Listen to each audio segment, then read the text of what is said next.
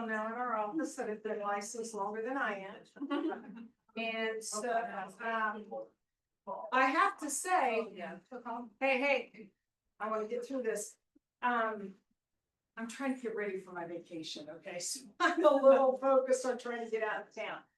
You know how it is when you get ready to go out of town, everything happens, right? So, all right. So, back in the day, back in the 2000s, I became a short sale expert or a distress sales expert, whether I wanted to be or not. It was the only way I was able to survive. Back then, the market was so bad. I was a single parent. I was down to my last $179 in my bank. Not kidding. $179. No savings, no nothing. On the verge of, like many lenders and many real estate agents, ready to lose everything I had.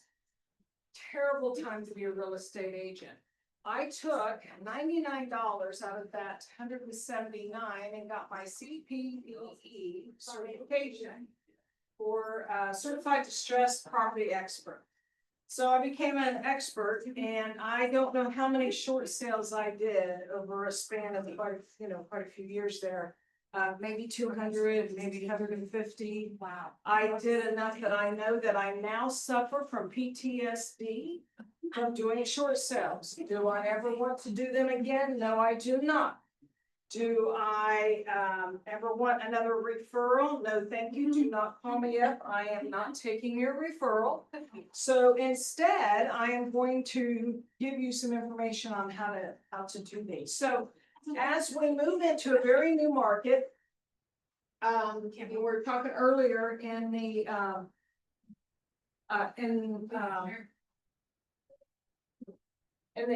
mastermind that we're in a very new market, and we're starting to see some distressed sales. And so I want to talk to you a little bit. What I'm going to do is I'm going to go through this material, and then I'm going to do questions. Okay.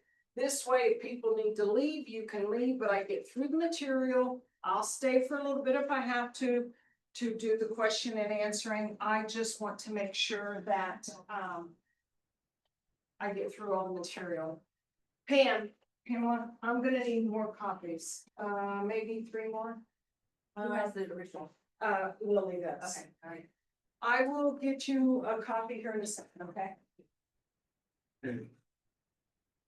So, now I wrote on here that this is copyright material and please use your own. And the reason I wrote that, not because I'm being mean, is I am not an expert. I no longer call myself an expert. I'm not an expert. I'm not an accountant, nor am I an attorney.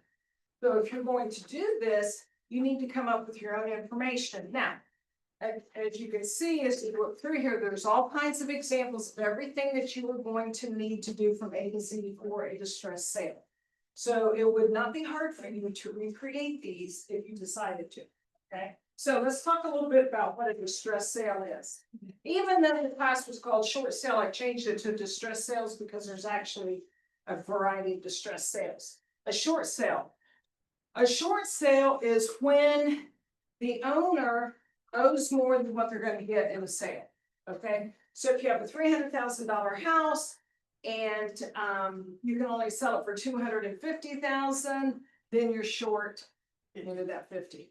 Okay, and so that's what that is. That's a short. It's not short in time frame, by the way. It's not. It means short, that you are short on cash being able to close. A pre-foreclosure. Now, guys, this is where, if you guys want to chase these, this is where you need to chase them. If you want to make this a lead revenue or a lead generation avenue for you, this is where you want to start looking. And this is the pre-foreclosure. So what happens is somebody, loses their job, divorce, whatever happens, they get behind on their mortgage payments. And about 3 months into being late on your mortgage payments, the lender's going to start a process, the pre-foreclosure process. That's where they're going to send you a document that it says that, you're now in default. As it continues to default, they'll file that default with the county and they'll start the pre-foreclosure. Now, I don't remember because I don't research these anymore, but it used to, you could look on the county auditor's site and see if it had a foreclosure check mark to it. But a title company can help you find this information if people are behind on their mortgages.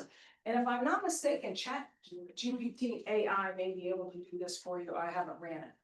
But there's probably out there a way to find, who's 30 days, 60 days, 90 days, 120 days late on the mortgage. So during the pre-foreclosure process, this is where the bills start racking up. Because the attorneys get involved. They start sending people out to check and make sure you're still living in the house. They start, they run title searches, they start doing this. And this is where, if anybody has any equity in that home, they start losing it rapidly, okay? I am now finishing up a pre-foreclosure that was referred to me. The client is actually going to get money, a decent chunk of money, Wednesday, at the closing. But if she would have let me help her a long time ago, she'd have got a lot more money, okay? But she chose to stay in the house. And what's interesting is she's probably about maybe a year and a half late on payments. That I'm surprised it's gone this long, that they have allowed it to get to this point. So they are, so now you have attorneys and everybody starting to eat up that profit. Okay, so that's the pre-foreclosure. Now, the foreclosure is actually where they foreclose on the property and the court takes them back, and the court's gonna take it back, and then the court is going to sell it at auction. Up to foreclosure, the seller does have the ability to bring everything current. So if they hit the lottery, besides paying off the whole house or whatever, they could bring their payments up. If a wealthy aunt or uncle decides to help them out, prior to that going to auction, they can bring it up, but they have to pay all the fees and bring it current. They get the opportunity to keep their home. The way Ohio is designed is that they do everything they can to make sure that you are able to keep your home and you don't lose it. Okay? Now, deed in lieu of foreclosure, I don't really see very many of these anymore. There used to be where, and this used to happen a lot, that the homeowner will put the keys in an envelope and mail them back to the lender and say, don't want the house anymore, I can't live here, it's vacant, it's yours, here's your keys. Doesn't happen like that anymore. They don't want you. They'll mail them back and say, keep them, we're gonna take the house, but you keep the keys. They don't want that. They'll go through the foreclosure process. Now, if a client is in a position that they need help with their mortgages, there are opportunities. There's repayment plans, there's loan modifications. There's those options that are out there, okay? Now, remember this, well, we'll get to that, but just remember, even those loan modifications, those are nice, but they do rack up fees, a lot of fees. And so that's all added on to the cost of the third mortgage. All right. Do I list the home or not? Okay, so this is it. Here's the point. You have to decide if you want to take this listing or not. And so let's evaluate the home. Does the home actually qualify? Okay, so review a first and second mortgage statements. Make sure, remember, people always forget if they have a HELOC or a little line of credit that they've had for many years. They forget about those. You need to ask about them. Do you have first mortgage? Do you have credit union line of credit? You know, ask them if they have a HELOC. They don't know what a HELOC is. You know what a HELOC is, which, and if you don't, it's a line of credit. It's a second mortgage. You need to make sure and ask if those are out there, that they have them. Another thing might be if they just replaced a roof and they didn't pay for it, there might be a mechanicals lien, variety of things. Okay. Now, back in the day, what we struggled with is that credit card companies got smart. And what they started doing was they would put a lien against your house. You weren't paying your credit card debt too because you couldn't pay your mortgage payment. Well, you're sure not going to pay your credit cards before you pay your mortgage payment. So credit card companies started putting, and remember, when you get to this point, you have to negotiate all these liens. Okay, so it's important to know if the home actually is able to do a short sale. I had one that had 15 liens on it. There was no way in heck I was messing with that. I told him to speak to a bankruptcy attorney, figure out what you can do because, yeah, there's no way I'm getting 15 liens. Clear. Check for HOA, tax liens, judgments, make sure there's no judgments. You know, because like I said, how many liens do they have is really gonna let you know if you're gonna be able to pull off a distressed sale or not. Next big thing is this, is that you need to do a CMA BPO for the property. The thing is this, it has to be a legitimate one. It can't be, you know, a fire sale.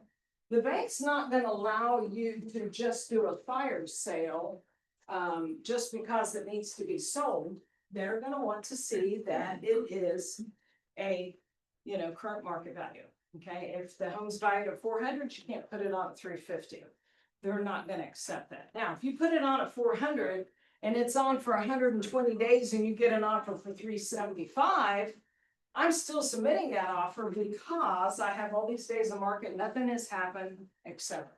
But it has to be, Well, we see some property that is listed for ridiculous low price. Where that come from? Is that from the appraisal, from the agent, is a valuation, or they just really? well, it depends, you know, it depends on like, if it's something new on the market, I would say it's from the agent. If it's maybe a little longer, it might be an appraisal. Most banks don't order an appraisal for that until they get an offer. So if you're seeing something up front, it's probably the agent. So let's just say a property for 200,000, they just really list for 60,000. I don't understand what's really the motivation. They just try to get an offer in place so that the process gets started.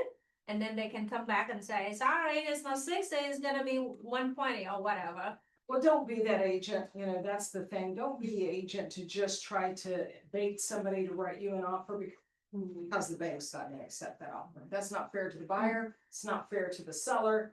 And if you keep dragging it out and all of a sudden the lender gets tired and they pull the switch to do the foreclosure, you know, then you just wasted all of this time when you have really actually failed your fiduciary responsibility, okay? So that's important going into this. There's some things that we're going to talk about that are really key, that are key to your fiduciary responsibility to your clients. And if you were to overprice it or underprice it, just because you're trying to maybe get the seller more money, or to get an offer quickly, a fire sale, and like I say, you tie it up and then it goes to foreclosure, is that, did you really do your fiduciary responsibility? So always remember, you have a fiduciary responsibility to your clients.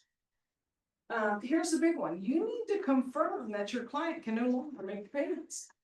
They just can't wake up one day and say, oh my gosh, I paid $100,000 for this property in the peak market. Now I can't sell it and I just want to do a short sale to get rid of it. You just can't do that. I mean, it's not the idea that you can just do a distressed sale because you're tired and you made a bad decision. It has to be something going on, a divorce, a loss of a family member, loss of job, medical debt, those type of things. It has to be that you have to show that the sellers can no longer make the payments, okay? And then you have to prove that. So, you know, you want to make sure up front that you get this information. And I have a bunch of documents in the back for you to help you with that. But you need to make sure that you know that, because if they're just deciding they want to get out, not going to happen. And also, many lenders require your clients to be at least one mortgage payment late, which means 31 days late, which means it's going on their credit. And as a late payment. So just so they understand that this is a true thing. It's not like, you know, get out of jail free. It's not like I can just walk away. There are significant, you know, credit, tax, etc. implications, and we'll get into that. So make sure you educate the sellers, explain the entire process in a realistic time frame. I put 90 to 120 days. That's after you go into contract. That's not from the day you list, okay?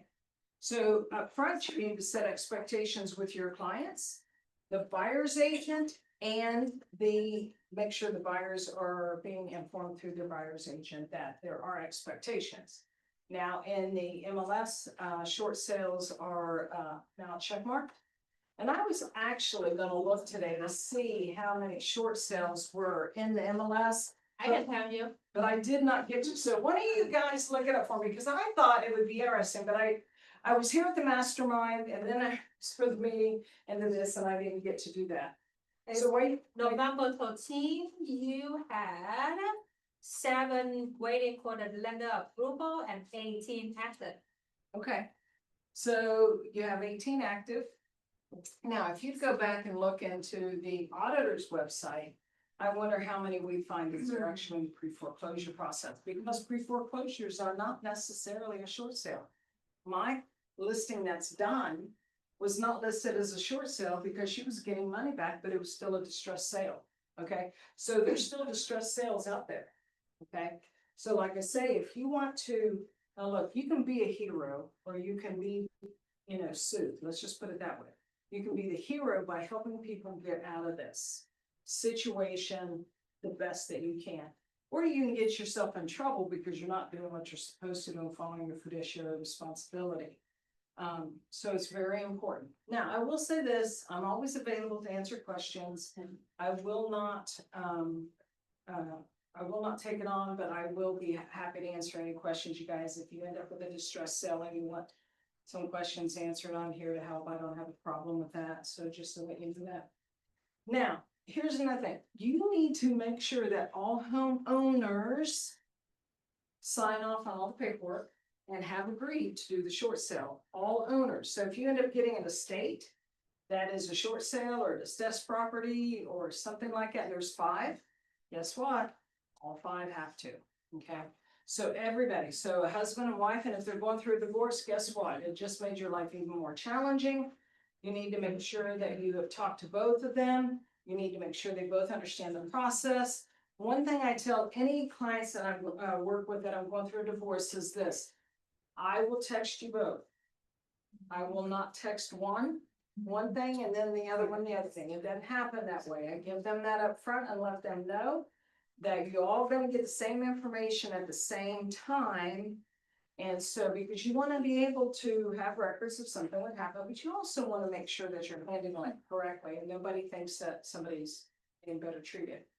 Now, here's the thing. A short sale or a distressed sale will affect your credit. Okay, now the difference is this, is that short sale supposedly will not affect your credit as bad as a foreclosure or bankruptcy, but it still affects your credit. Okay, it is because you're already probably late. You can't make payments on your credit cards, different things like that. So you're already, in a bind. Okay, but anytime you can sell a property and get rid of it, you're better off than giving it back to the bank. You're better off than being taken by the bank. It's a better situation. So, deficiency judgments and tax implications. We're going to talk a little bit about this moving on, but this is the 2 biggest things right here that you need to understand through this process. And so I always ask the client first to reach out to the lender and ask them what their process is. You're going to ask them what their process is. A lot of these lenders already have a package that they use. A lot of times I take part of my package and use it with part of their package, because a lot of times my documents may be a little bit more readable, more clear, etc. But I'll at least use part of their package also. The other thing is that FHA and VA have their own process. So even before the market crashed back in the early 2000s, VA and FHA already had a process set up. So if okay. All right, let's talk a little bit about what a deficiency judgment is. So a deficiency judgment is this. So there is that $50,000 difference. Okay. So I really was supposed to bring these somewhere. Yeah. Yeah, would you get this? I need just a couple more of this. So deficiency judgment is that difference between it. So let's say if it's a 50K deficiency, by the time and that's just you know, like say, you know, upfront mortgage, and then you start adding, like I said, you add all those additional costs. Every time they come out to check the house to make sure you're still living there, every time something happens, you know, they just keep adding more and more dollars, okay? So whatever those dollars equal, that is what is called the deficiency, okay? So let's say, and this happens very easily, very quickly, that's okay. Y'all know how expensive it is to have an attorney do anything, okay? So let's say my sellers now are $70,000 in the hole. That's called a deficiency.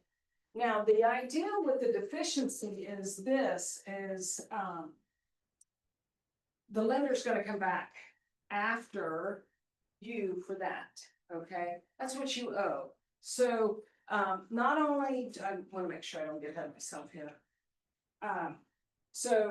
If there is a deficiency and the property's sold and that hasn't been negotiated, they can come after you. They file a judgment, file a lawsuit, and needs one. Thank you, there you go, thank you. They can, do wage garnishment, and which they will come after you. Bank account money, they'll come after your bank accounts and put liens on your other properties. So if you lose one, you know, back in the day, we had a lot of investors and they would lose one property, but they'd still maybe have other properties. Then they, would just take that deficiency and put it on a different property. And then you would still owe this amount of money. So The closing costs get up. so, but then when you take that and then you add all, like you say, your seller closing costs, it just keeps going up. And we're at 80K. Okay, so if nothing else, I want you guys to take these two things from today. Deficiency judgments. This is where you're gonna earn your money. And this is where your clients are going to love you or hate you, okay? That's why you get an attorney involved, and why you get a tax accountant involved. When you negotiate with the lender, you want them to waive in full the deficiency judgment. You are going to ask them to waive it. I haven't done any short sales in a while, so I don't know how hard it is to get this. May have to get the attorney involved to help you get this. The key is to getting the deficiency waived. Because if the deficiency is waived, then they don't have to pay it back, okay? So is that a 1099-C then? So, and now, here we go, and then, like I said, the tax implications. That is considered, income. A waived debt is considered income, so that's why we bring the accountants in. Because then we want the accountant to work with the client to understand that they may owe taxes on this 80,000 if it is forgiven. That's great. Those are the two biggest things in a short sale when you're negotiating and understanding and talking to your clients. You want to get them to, you know, get an attorney involved in when you need one, okay? And you need to make sure you have a tax accountant or they have a tax account. Remember, we don't refer one, we refer three. So you need to make sure that they understand this. In writing, what happens, that they could have to pay taxes and they could, you know, end up owing it if you cannot negotiate. Is there any strategy to really make that last or? Beg, borrow, steal, cry. I've done them all. Back in the day, my gosh. You know, one of the problems with doing short sales or distress sales is like my client's going through a breakup and she lost her 24-year-old son last year. He had a heart condition and passed away. There's always an emotional aspect to this. There always is, whether it's a divorce, it's medical debt, mom gets cancer, dad gets cancer, something like that. There's always something. A distress sale is never good, okay? So you can imagine back in the day when I was doing all of these, I tell you, at one point in time, I was about to break because I was carrying everybody's emotional baggage, and I took every one of these personally, that I had to get these done for these families. And I about had a nervous breakdown. I had to actually step back for a little bit till I could clear my head to understand. Now, I don't anticipate a market like that ever again, okay? I will say, I'm even surprised I'm here 20 years later talking about these, okay? But, you know, there's always a reason, okay? And so, it's hard. These are time consuming and they are challenging.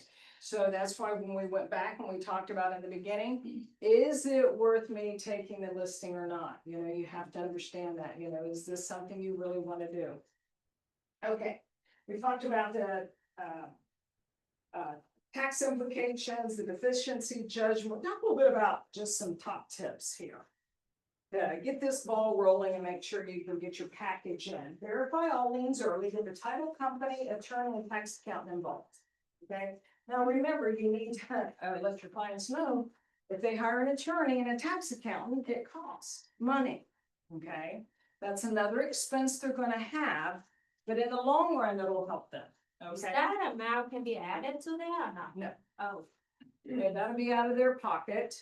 But just remember this, they will save money by having an attorney and a tax accountant involved to be able to advise them and help them through this property. It's very important when you get ready to submit your short sale package, your distressed sale package, that is a fully complete package and it's very clean, okay? When I mean clean documents, not 5 times copied over, missing documents, not answering questions, what they're asking for, make sure it's a clean package. Maintain weekly follow-up. I don't care, and this is why I say it takes time. You're gonna call the bank. Where are we at? What are we doing? You're or not texting, but you're emailing the bank. You're following up with them. You need to know what's going on, and I have paperwork here to help you with that. You're gonna manage all of the, now, when I say just the bank, I mean, if you're in contract, the buyer's agent, the title company. Because remember, the title company is getting involved because they're running all the title work right away, so you can find out how many liens are on the property and how many liens am I gonna have to have negotiated to clear off. Because remember, every lien that's on the property has to have probably a short sale package, if it's a bank or a HELOC, that type of thing, and you're gonna have to negotiate it. So let's say this difference is 40,000 on the first and 40,000 on the second. Okay, I'm just saying, if you really look at it, it would be like, well, then it wouldn't be. So let's say you pay off the first. The deficiency is on the second.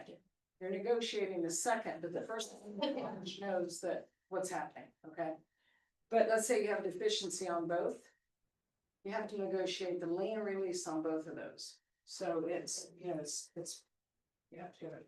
Like I said, follow up after, or every, lender communication. Do not avoid the lender. Stay organized. If in pre-foreclosure, monitor the foreclosure status, because there could be an error somewhere that all of a sudden your pre-foreclosure that you're working in on a contract, something happens in the company and it gets bumped and there's foreclosure sale next week. If you're not paying attention, your house can actually go to foreclosure while you're in contract.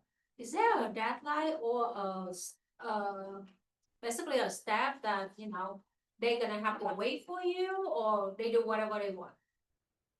They do whatever they want. Even you submit the package and they just feel like they should push it through foreclosure, then they should do it tomorrow. Yeah, they could. It's crazy. Yeah, it is. And so you need to know that. So like when I'm working on Sherrod, he had an attorney involved, which was great because I had him for pushing the foreclosure, knowing that it wouldn't happen. It was his responsibility to make sure the foreclosure wasn't happening. And he was keeping the bank at bay while I was working on actually getting the listing and the property in the contract, okay? So that's nice, another nice thing to have, an attorney involved. And make sure you keep the attorney, up to date, okay? And unfortunately, it'll probably be, you know, add some money to your client, but you know, you and the attorney have to stay involved, okay? All right, let's look at the document checklist. This is where we're going into all the documents that you guys are going to need. This first one is really, let's see.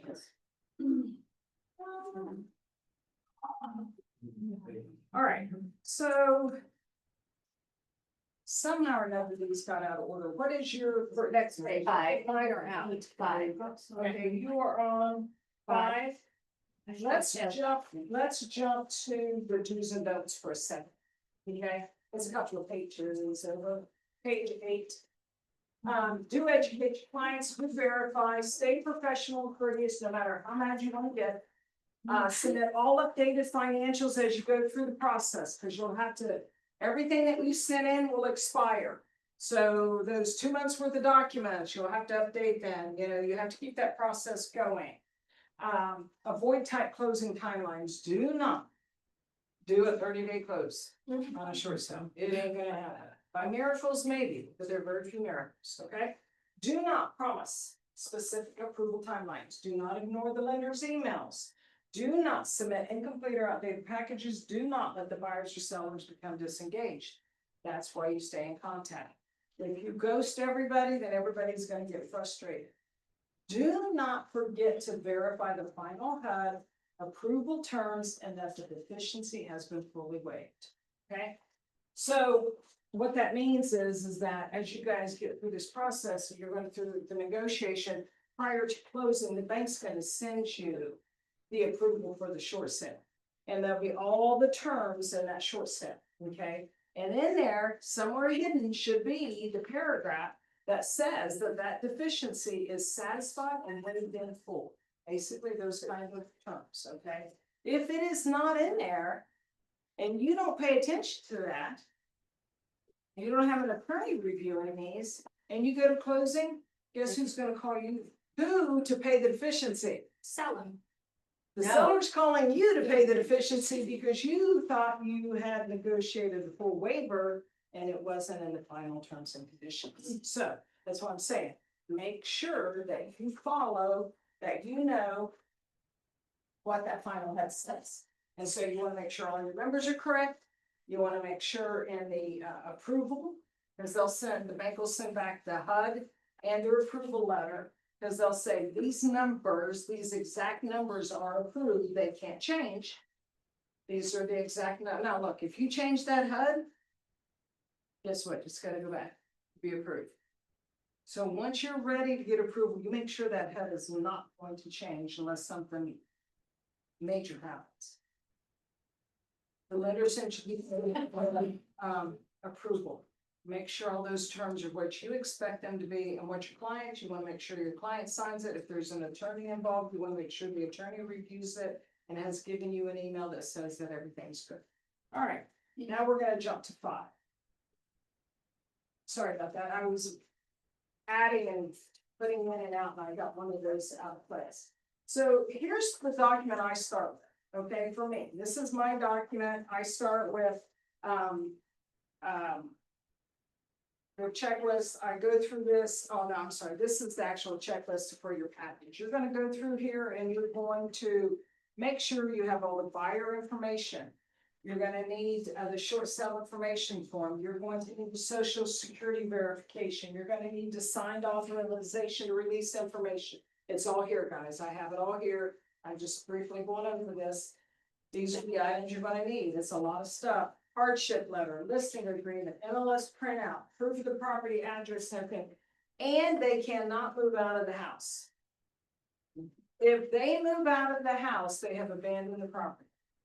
Okay, if it's in pre-foreclosure and you move out, the lender can consider that you have now abandoned the property and can go straight to foreclosure. Okay, so be careful with that. Let them know that, you know, once they go put the sign in the yard and you don't even have an offer and they're ready to move out, the next time they send somebody out to verify the condition of the property and the person looks in the window and there's nobody there, they'll go back and say that you have abandoned the property to the lender or go straight to foreclosure, okay?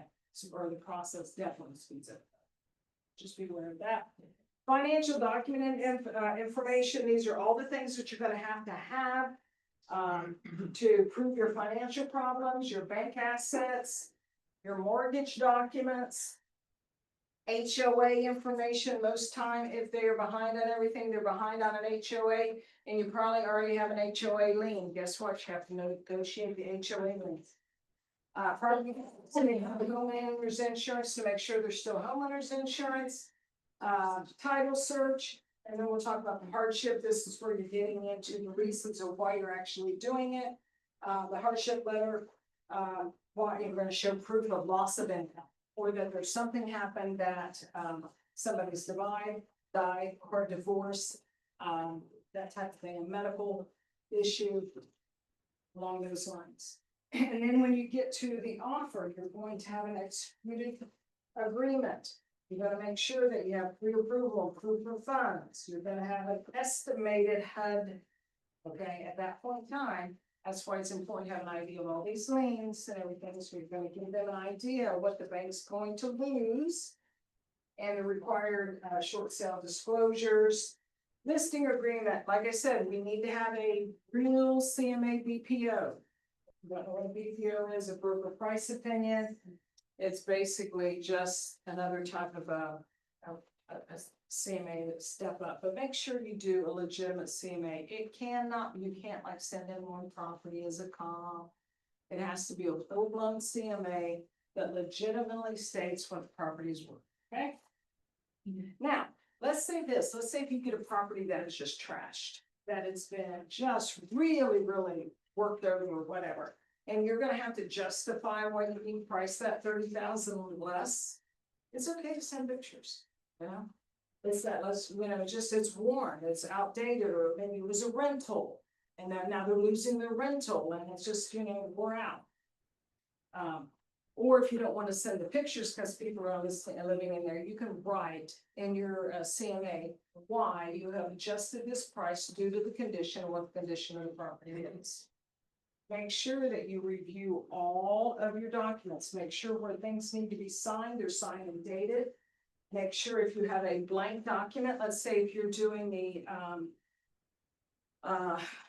bank accounts, a lot of times your 1, 2, and 3 maybe of your actual bank account, 4 and 5 are actually a blank page, and then maybe just the terminology from the bank.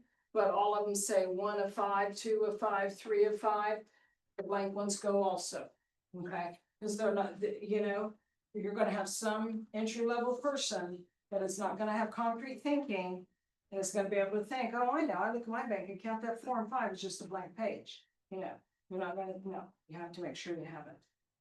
So I always put mine, when I send things in, I always have it, short sale package, borrower's last name and address, and if it's ever signed at file, then you can put the file number to it also.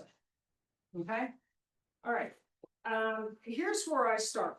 So this is when I sit down, I take this form and I start filling it out,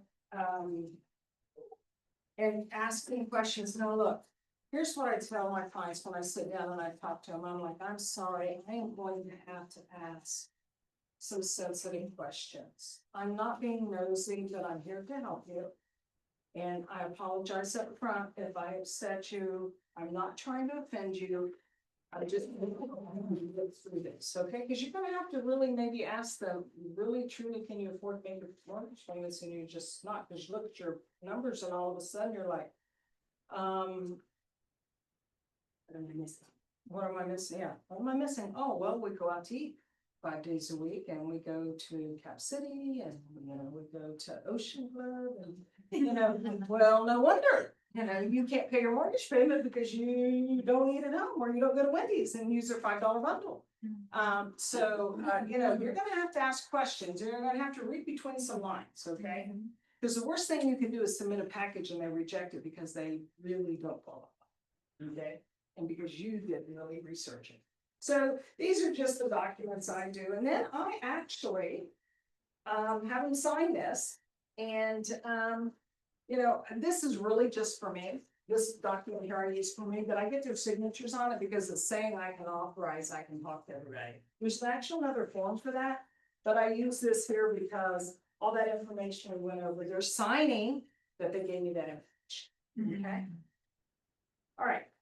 Communication laws. So, by the way, you guys like my new logo, our new logo, Jill Campbell and I, we just did a new logo. And Heart and, so that's our next level, Heart and Homes, our business, that. So that's our new watermark. So, thank you. I'll let our assistant know that. Okay, short sale bank communication. This is just where you keep all your notes. Create an Excel spreadsheet. and create a file in your drive, and you have everything all ready to go. You know, you open up your drive file, there's all your documents you've kept. You can reach them wherever in the world you go, and you can keep your running log, okay? And you know, sometimes, you know, you might keep it out that the bank person got a little snarky with me, you know, and it's okay. You know, just snarky is nice than something else. All right. All right, here we go. We're gonna go into, here's the personal questions. This is the short sale financial worksheet. Everybody will have to fill one of these out to do a short sale. Whether it's mine and my type of example or theirs on there. The reason I give them mine also is that we'll go over it together. And so I get an idea right up front, really where we're at. I mean, seriously up front, because now I'm really getting into asking them questions, okay? All right, so as you can see there, monthly household income. And you know, we're looking at unemployment, disability, child support, social security, pension, other, et cetera. You know, add that up. Monthly mortgage payments, et cetera, et cetera. Rent, which could be is if one of them have moved out of the house and is renting. And you know, the situation, et cetera. Cable phone bills, all of that, you know. And there's more, but now here's where we do, now, the lenders, might get more detailed, like every credit card. Every loan you have to. Here, we're just gonna say, okay, how much medical do you have? Medical is, I don't know if you guys know this, but did you know that medical expenses is the #1 reason for bankruptcy? Yep. Number one on collections. Yeah. The shame. Medical expenses. So medical expenses come into huge into distress sales, okay? They send you to bankruptcy, there's, you know, you're here first, so. You know, medical expenses, you're gonna lump sum your credit cards, your loans, childcare, tuition. Childcare, my gosh, I think, Kenneth, I don't have kids now that I need to pay for childcare.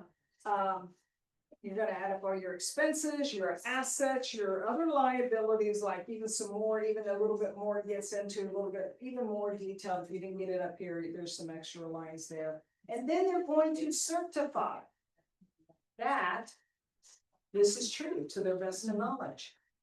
Tell them don't lie, let me tell you something. Bank fraud is a federal offense. Lying on these documents to do a short sale is bank fraud. Okay? You do not want to get caught up in bank fraud. If you think that they're lying and they're trying to cheat the system, I would suggest they hire an attorney to do this and walk away. For whatever amount of money you make, 10,000, whatever, 15,000, 5,000, it is not worth getting caught up in a bank fraud case because of it. All right. Do you ask for statements of any of this? Hmm? Do you ask for statements for these?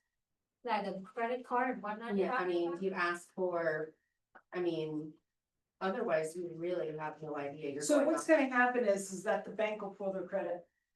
And do they share that with you? That's what. They'll know right away, and I'll tell them that. I'm like, you know, look, you know, they're gonna run a credit check. They're gonna know all your debt. Let's upfront write it down. To the best of you know, your knowledge. You know, you're going to do this, okay? And so when you sign that worksheet that you certified to the best of your knowledge, you know, it's what you're telling them. Now, like I said, this is just a preliminary one to get started. The bank will have to be very detailed. I mean, how many Capital One cards do you have? How many Southwest cards do you have? How many of this do you have? How many medical bills do you get? How many car loans do you have? Oh, you just went out and paid. You got a $1,500 month truck payment. I always tell people you can either have a $1,500 a month truck payment, live in the back, or you can buy a house. Yeah. So, you know, the bank's documents in that regard is gonna be a little bit more detailed. I actually had a much more detailed package back in the day, but I actually couldn't find it. I think I got rid of everything because it was, like I said, a PSD, and I never thought I'd be up here doing this again. Okay, so, here's the hardship letter. Okay, so they need to write a letter. And this is what I tell them. You want to write a letter that's going to jerk a tear, but you don't want to lie. If your husband passed away, you cannot find, you can't make payments anymore, you don't have the money. Then explain what happened to your husband. He went through 8 years worth of, cancer treatments, it drained their money and da da da da da. Jerk a tear. You never know who's gonna read the letter on the other end. That person may have lost their spouse, a loved one or somebody. It never hurts to have somebody in your corner wherever you're going. Just do not lie and do not exaggerate. So they're gonna fill this out. This is just an example. Then everybody's gonna sign it. They're gonna date it. That'll be part of your package. There's another big one that you're gonna need to make sure is you have an authorization to release information. Because you want the lender to talk to you. The lender's not gonna talk to you until they receive this. So right away, get it signed, send it in, okay? And in the meantime, like I said, when you're doing the listing, ask them to reach out and get the actual short sale package. So that when they come in, they may have their own authorization, then they can re-sign it, but I always send in a generic one up front to at least say, it's here, you got it, leave off. Deficiency waiver. Okay. Here we go. This is where you want. Now, this is an additional actual agreement. It won't come like this, but this gives you an idea of what's gonna happen. What will come in from the bank is a 1 or 2 page agreement to all the terms. Purchase price, closing date, net proceeds or net deficiency, etc. Name the buyer, the sellers, and it'll have a lot of different information in there. And in there will be maybe just 2 words or 2 sentences, 3 sentences, not like an actual agreement. But I ask for that up front, I send that in right away and, get everybody knowing that we're gonna ask for deficiency waiver right up front, okay? But when you get the approval, that's when you're really looking for it. That is the most important thing, because if it's not in there, at that point in time, if you don't have an attorney, you better get an attorney. Because, like I said, this is gonna really make and break it. You're either gonna have a client for life because they love you and you helped them get out of a situation, and they're gonna refer people to you, or they're gonna hate you because they ended up with a deficiency judgment. Now, let's say you can't get all of it waived. Just remind your clients up front, you are going to do the best that you can and everything you can to get the best terms, the maximum amount of deficiency waiver. You're gonna go for it all. It may not happen. Set expectations up front, because if you set them up front, when you get to the end, they already know what's happening, okay?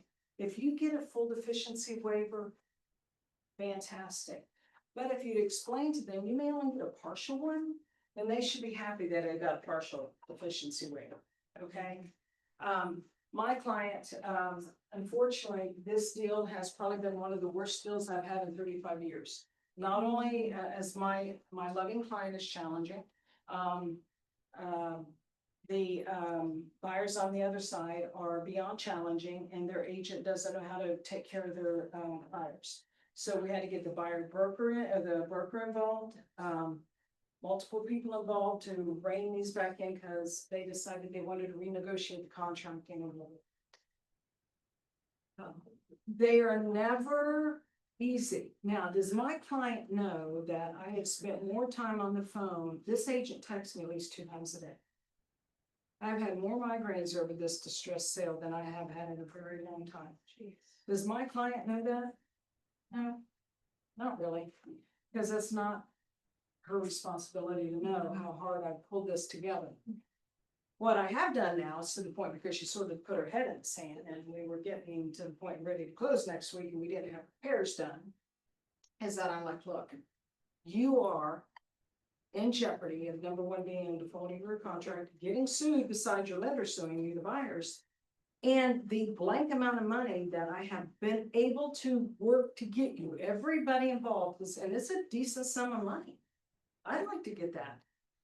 You are not going to get that, because if we do not close on Wednesday, they're gonna come, foreclose, and guess what? That little bit of, that chunk of money, which is a nice chunk, it's over 20,000, nice chunk of money to be in default and still get money, is she's not getting anything. He's not getting anything. Nobody's getting anything because it's going to be gone. So I finally had to just jerk her by the neck and say, hey, come on, this is this, you have to get your butt in gear.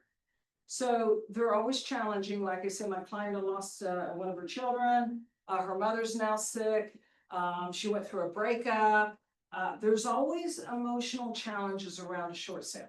So you set expectations up front, let everybody know, and your life will be a lot easier. Okay, now I'm done. So, questions? Yes, so you do 150 transactions, so you have any hint of like, okay, when we talk to a buyer and see, hear the story, you have the sense of, wow, this is gonna get approved, or this gonna be never get approved. Is there any hint, any? Problem is that was 20 years ago, 18 years ago, 15 years ago, so a lot of things have changed. And by the way, guess what has expired?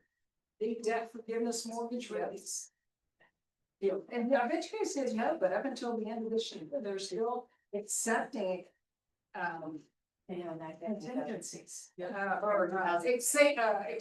Exceptions. But there's no news that that's gonna be extended. So when that was, is that there was no tax on that, yeah, so. But, no, we don't know, and, all I can say is, this is what I tell everybody, anytime, I just tell, I'm gonna do the very best I can.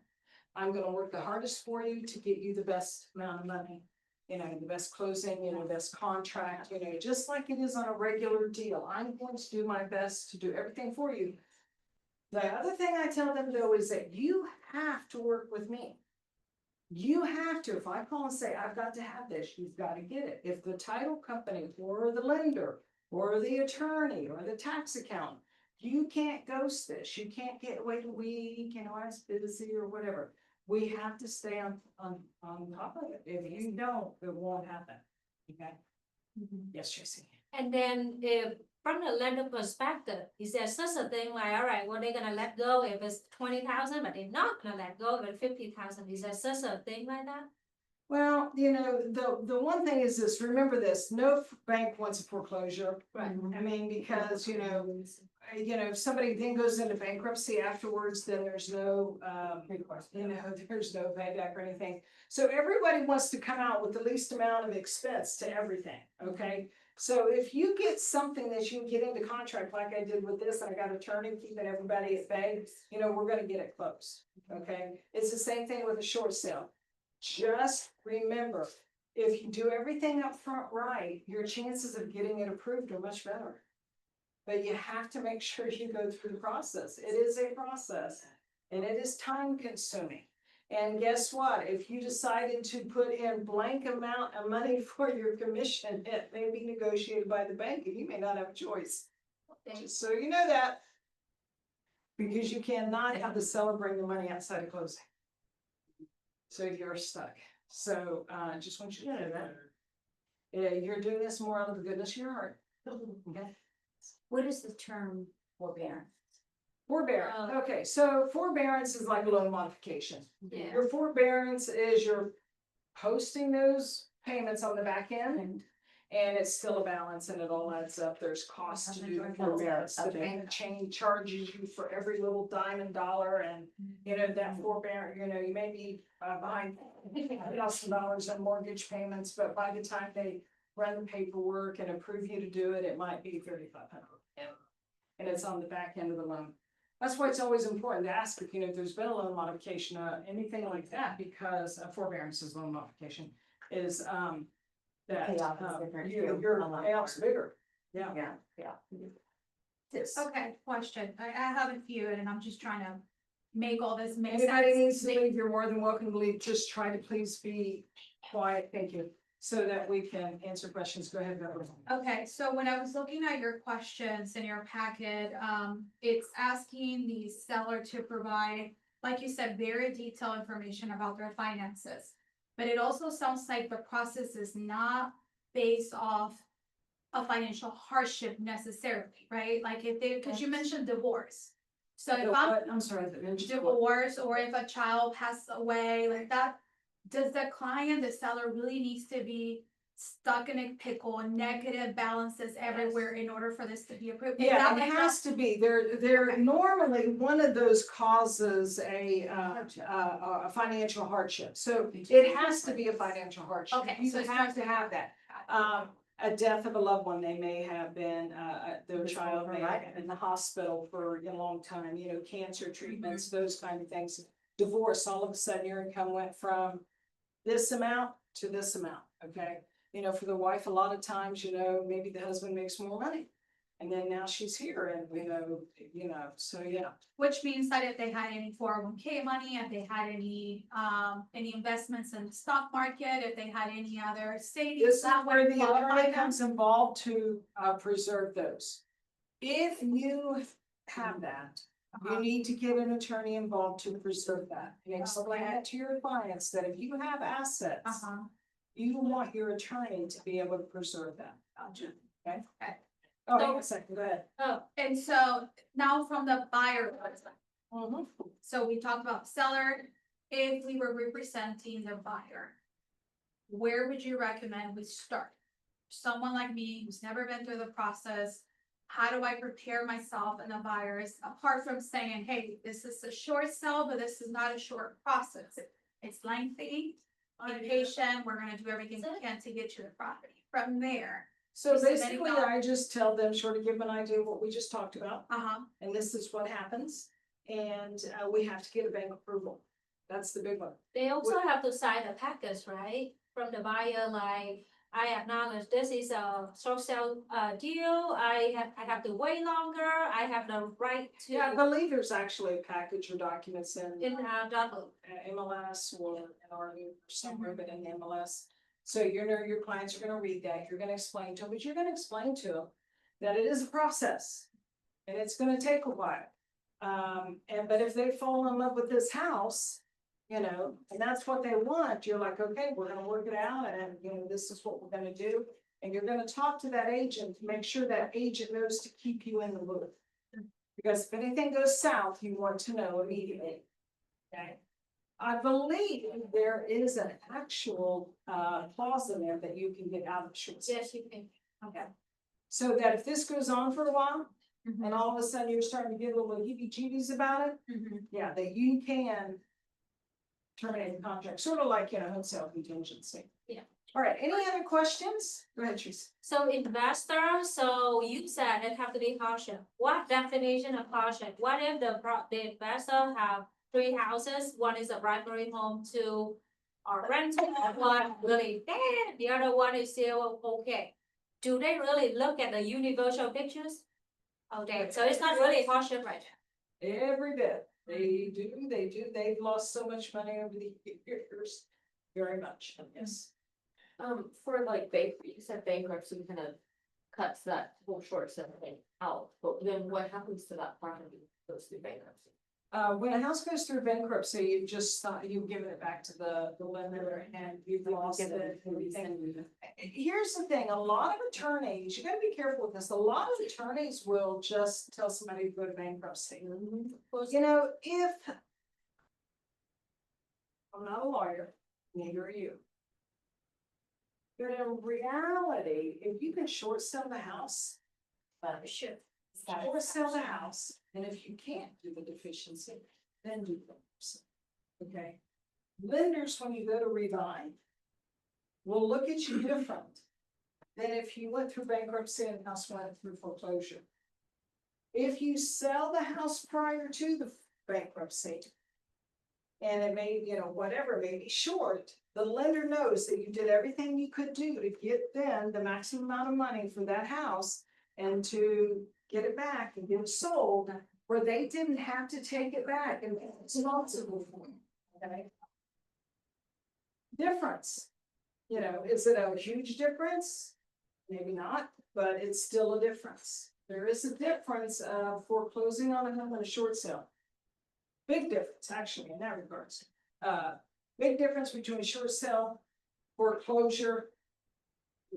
a smaller difference from foreclosure to bankruptcy and just turning it over into bankruptcy. So, if you can sell a property before and they think they may still have to do bankruptcy, you know, I would say, let's talk to your attorney. Let's see if we can go ahead and do the short sale. And then if there's any deficiency that we can't get rid of, then you can, you know, ask your attorney if you include that in the bankruptcy. Go ahead. So on, when you're asking for that, the deficiency to be waived, are you also asking for a waiver of the 1099C as well? Because you can have it, You're not. because, You're not. well, okay, yeah, so during the height of what you were talking about, depending on the lender and depending on the state, a lot of the deficiencies didn't have the tax implications on them. They But still then got they- the 10, they still got the 1099C. But the Mortgage Relief Debt Forgiveness Act Right, stated that you did not have to pay tax. correct, but now that may be changed is what I'm getting at, so, and going forward. If that changes, there is no way out of paying that 50,000, you're still gonna have it as taxable income, and that was my. That's when you talk to the attorney ahead of time, because, okay, so if we get rid of it, you know, we still maybe have a tax implication. Talk to the attorney, talk to the accountant. Do I need to file bankruptcy? What do I need to do? Is there a way to bring the accountant in to reduce that amount of tax owed? It's